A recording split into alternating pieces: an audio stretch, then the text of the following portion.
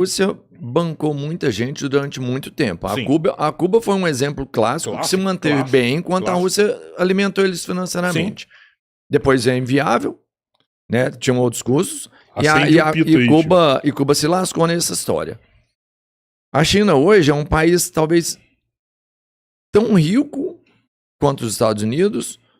Talvez, eu acredito que até mais, mas enfim, a cotação do mundo ainda é o dólar, então o dólar realmente é um dinheiro mais forte do que os outros. Talvez por isso ainda os Estados Unidos como líder econômico do mundo. Hoje, por exemplo, seria um problema, ainda é um problema o embargo, sabe? Cara, travar as pessoas. Por quê? Porque eu te falo que você tem a China ali pra você negociar, aí mano. Tá. Você tem Rússia pra negociar, mas você tem Cuba, você tem Venezuela, você quer o quê? Você quer petróleo? Vamos pegar dali. Olha que loucura. Você quer insumo? Vamos pegar da Rússia. Eu vou te dar um exemplo claro do próprio embargo cubano pra você ver o grau de absurdo que chega. Qual que é o problema do embargo? Como que funciona, né? Primeiro, para a gente explicar de uma forma mais geral para quem não entende.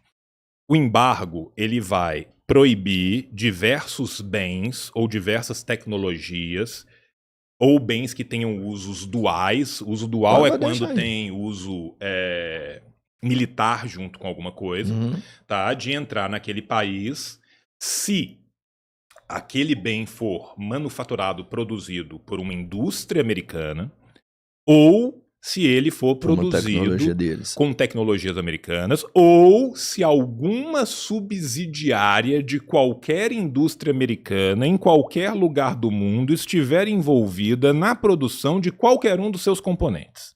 Essa que é a parte que quase ninguém sabe. Então você imagina assim, vou importar uma bomba de cobalto para o hospital porque eu quero usar ela no tratamento de câncer. Ela tem 12.500 peças e ela tem uma peça que é produzida por uma subsidiária de uma empresa americana na Malásia. Não vai. É bloqueado, não vai chegar lá. Tem como romper o embargo? Tem, e tenta-se romper o embargo das formas que são possíveis. Qual que é o problema? Primeiro, no mercado global, você tem uma coisa maravilhosa chamada código SWIFT, né? Que você sabe de onde o dinheiro está indo, para onde o dinheiro está passando e por quem esse dinheiro está passando. E aí, todo e qualquer país que romper o embargo se coloca na posição de também ser embargado. Isso gera, na prática, uma dificuldade gigantesca de rompimento do embargo. Por quê? Primeiro, a China está muito bem hoje? Tá. A China estava muito bem em 1991? Não. Segundo, quando Cuba decide seguir com os Estados Unidos, Cuba também recebe, à época, uma oferta da China. E a China, à época, quando Cuba decide seguir com a União Soviética, Cuba também recebeu uma oferta da China. O Mao também falou assim, vocês não querem e tal. Por quê? Porque já tinha tido a cisão entre a União Soviética e a China. Tá? Só que na época, cara, e assim, eu vou concordar com o Castro aqui de cima e embaixo. Você tá na década de 60 para 70. Você olha para a China, que acabou de sair da Revolução, que era o terceiro país mais pobre do mundo, que está começando a se reconstruir. E você olha para a União Soviética, que é a segunda maior potência do globo inteiro. E que você tem... Você bate o olho e você fala, essa porra vai durar mais 500 anos. Você vai pegar na mão de quem, né? Aí é fácil, olha lá, você vai chamar um caboclo pra brigar com você, do seu lado. Quem que é do seu time, eu ou Cabeleira? É isso. Eu até ia te perguntar isso. Assim, então, é enorme, né? É lógico, cara. Beleza. Eles fecharam com a União Soviética e quando chega 1991, quando chega a implosão da União Soviética, cara, é do dia pra noite. Você tem que pensar o dano que é causado do dia pra noite, e não é só em Cuba, não.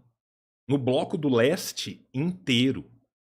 Na Coreia do Norte inteira, porque a Coreia do Norte não negociava com a União Soviética, mas ela negociava com o Bloco do Leste que negociava com a União Soviética. Então, assim, do dia para a noite, 30, 40, 60% da sua economia desapareceu. Do dia para a noite. Quem que tinha capacidade e capilaridade naquela época de substituir a União Soviética? Ninguém. Ninguém. Tanto que hoje em dia, você vê, Cuba indo no BRICS como membro convidado, você vê aproximações que vão chegando, né? Só que Cuba tem um detalhe geográfico terrível. Se você forçar a vista assim, você vê Miami. Você entende? Cuba é literalmente o quintal. Gente, Cuba é uma ilhota minúscula a uma distância de praticamente nado dos Estados Unidos. Um maratonista aquático nada de Cuba para os Estados Unidos. Saca? Assim, é muito perto. Você tá na barba do imperialismo. Você tá no quintal dos caras. Então é muito mais fácil você ter um bloqueio efetivo em Cuba do que na Coreia do Norte. Por exemplo, a Coreia do Norte... a água e o ar ali, né? Sim, a Coreia do Norte, em tese, também sofre um bloqueio tão brutal quanto o bloqueio de Cuba.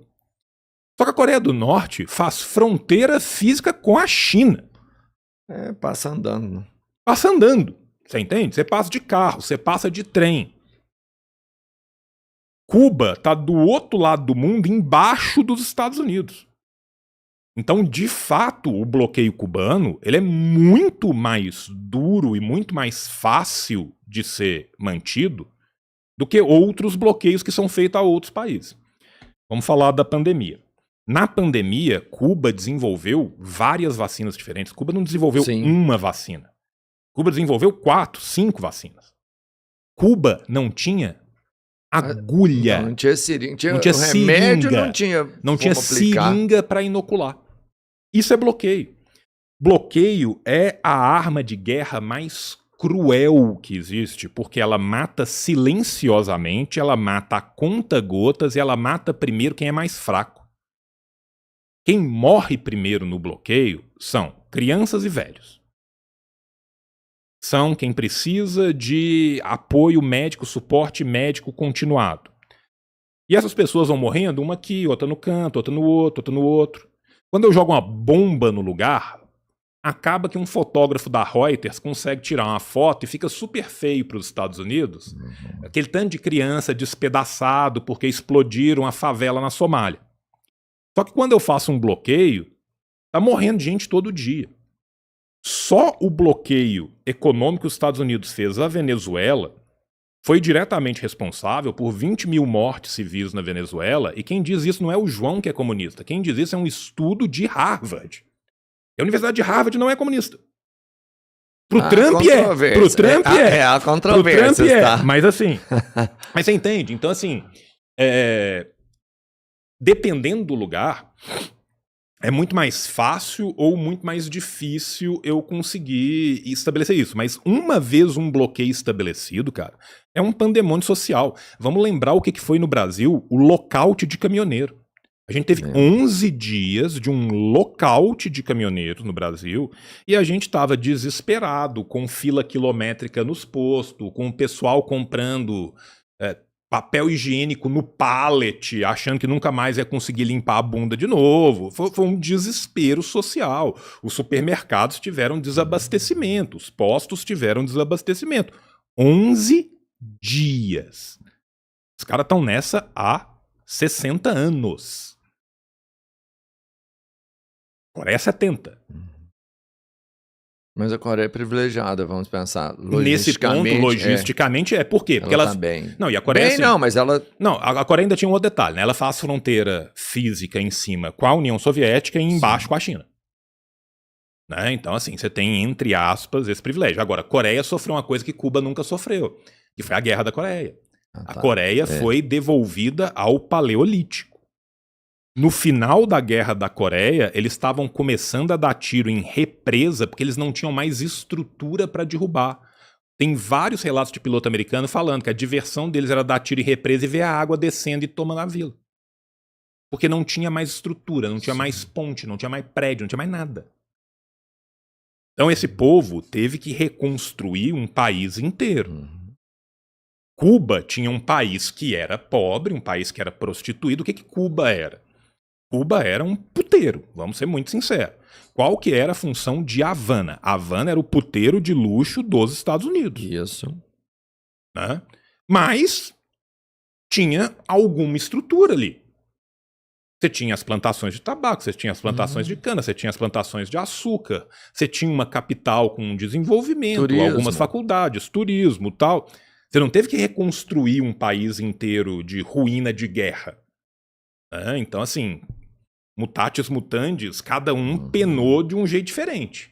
O bloqueio, por um lado, é mais duro e mais fácil de ser mantido do lado de cá. A situação que os caras pegaram na Península Coreana é infinitamente pior do que a situação que os cubanos pegaram. Então, assim, isso vai contra-equilibrando. Falando dos embargos, então, eu entendo, eu até sei dessa situação, que quando você tem, você não consegue chegar à tecnologia porque tem alguém que é dono disso. Mas o que eu te falo é, o posicionamento hoje, não dá para você segurar isso mais. A prova disso é a China, porque a grande maioria da tecnologia que tem na China hoje, ou é troca de informações mesmo, né? Ó, vou fabricar, você me ajuda com isso aqui. Que hoje ela é detentora das tecnologias dela também. Eu não sei como que faz esse telefone aqui, mas esse aqui eu faço. Que é uma tecnologia semelhante, sem bloqueios, sem patentes.